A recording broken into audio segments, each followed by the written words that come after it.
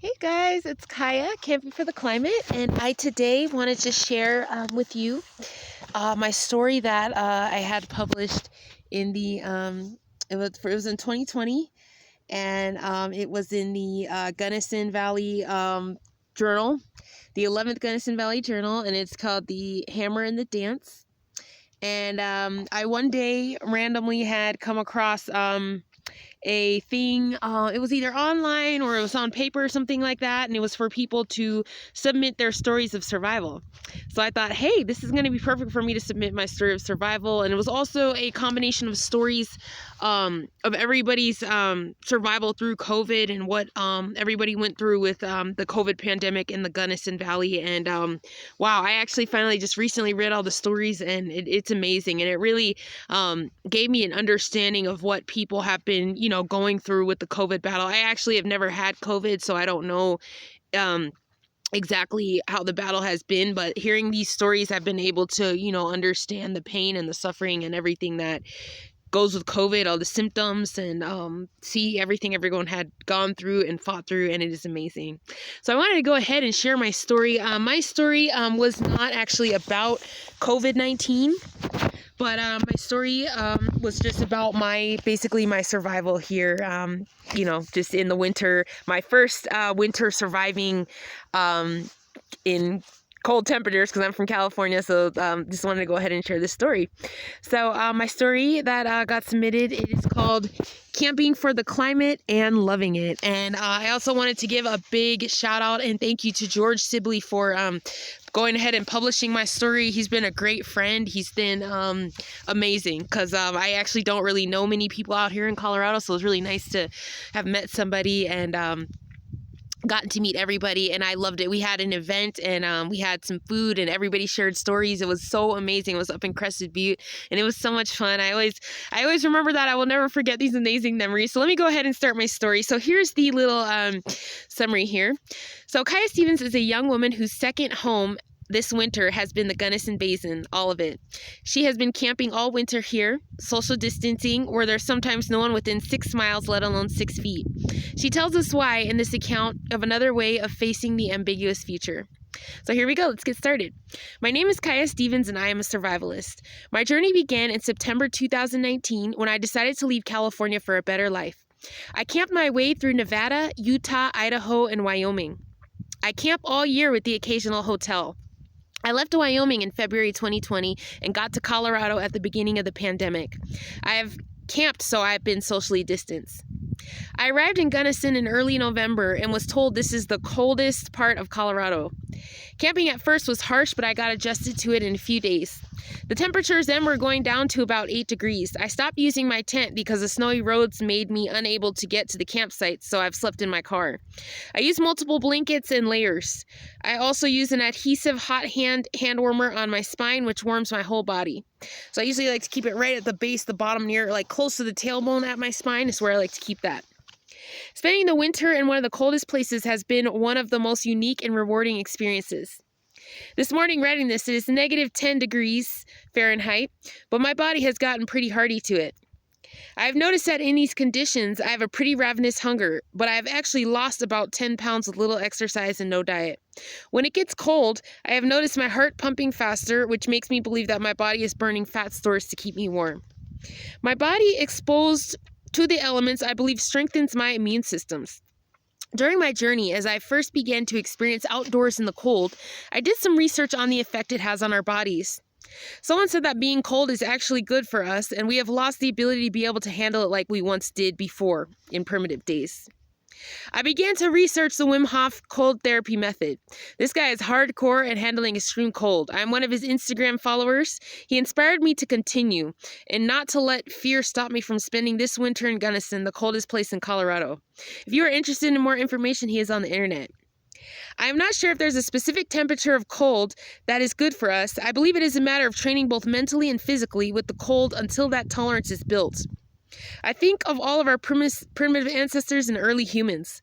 I think of how they survived in these conditions. I believe we all have this within our DNA, the survival mechanism, but we have gotten so comfortable with modern day comforts that we no longer can handle the cold like our early primitive ancestors. It is a blessing and triumph for me to be getting these abilities back which humans once had. The biggest thing was never letting fear stop me. Tomorrow night it may hit -15 or lower, but I am very ready for this. I am actually excited to feel these temps I have never felt in my life. For me, it is an all-new learning experience and a way to push my limits. I am now hot when it gets up to 30 degrees. This has been such a wonderful experience. So I just want to go ahead and went ahead and have shared this story and just share a little bit here. So, yeah, so I'm so happy to publish my story, and I want to let you guys know how I'm doing this winter. So, actually, things have been a little tough. My gang stalking situation has been severe. I think they see that I can survive, and I believe that is what has really triggered my gang stalking to get to an extreme level by seeing that, I can survive. I have no idea why, but they're stalking me for whatever reason. People are really jealous, really hateful out there, a lot of hateful people. But, what I did was I never let fear stop me. A lot of people expected me to die, and they thought that, oh, she's going to die. Oh, she's going to die out here in the winter. Oh, she's a California winter. People were so worried about me. I never was once scared or never once worried of the cold. It never scared me or worried me.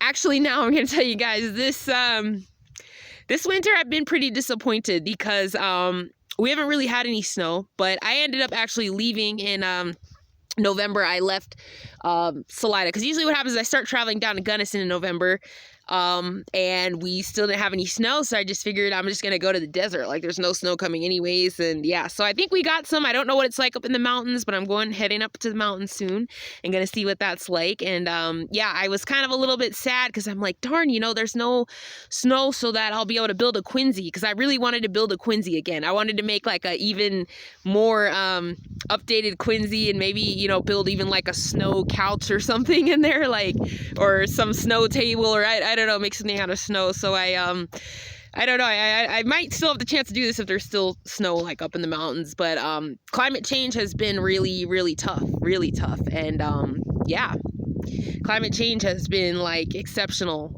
Definitely in Colorado for this winter. Yeah, it was interesting. It was really hot till I'd say we didn't really get any real snow till about December, which was kind of interesting because I thought we'd have some in like November, October. It'd usually be snowing by then. So yeah. So I just want to go ahead and share this, and I wanted to share this story, and I wanted to, talk about survival for a minute and talk about the fact that, I felt the need to really do this because, there's always going to be a time that comes where we're not going to have a heater. And we're not going to have an air conditioner or any of that kind of stuff. And the problem is the danger comes when our body begins to rely on these things.